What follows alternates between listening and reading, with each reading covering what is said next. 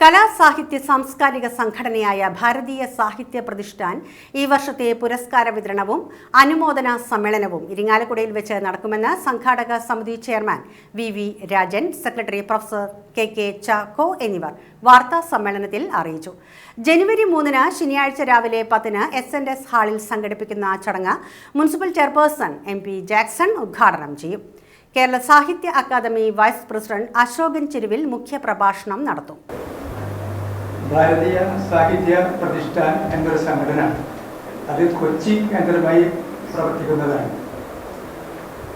ആ സംഘടന കഴിഞ്ഞ 25 വർഷമായിട്ട് വിവിധ തരത്തിലുള്ള പ്രവർത്തനങ്ങൾ നടത്തിക്കൊണ്ടിരിക്കുന്ന ഒരു പ്രസ്ഥാനമാണ്. ധാരാളം ജീവകാരുണ്യ പ്രവർത്തനങ്ങൾ ഉൾപ്പെടെയുള്ള പ്രവർത്തനങ്ങൾ അത് നടത്തുന്നുണ്ട്. ഒപ്പം തന്നെ വർഷം തോറും ഹിന്ദിയിൽ പ്രചാരകയായിട്ടുള്ള ശ്രേഷ്ഠ പ്രചാരകയായിട്ടുള്ള ഒരാൾക്ക് പുരസ്കാരം, അതുപോലെ തന്നെ പ്രശസ്തി പത്രവും സമർപ്പിക്കുന്നുണ്ട്. കൂടാതെ നമ്മുടെ യൂണിവേഴ്സിറ്റികളിലും കലാലയങ്ങളിലും പഠിക്കുന്ന കുട്ടികളിൽ MA ഡിഗ്രിക്ക് ഏറ്റവും അധികം മാർക്ക് വാങ്ങുന്ന കുട്ടിക്ക് ഓരോ വർഷവും ഇതുപോലെ ഒരു പുരസ്കാരവും 1000 രൂപയുടെ ക്യാഷ് അവാർഡും നൽകുന്നുണ്ട്. നമുക്കറിയാം, ഈ ഹിന്ദി പ്രതിഷ്ഠാൻ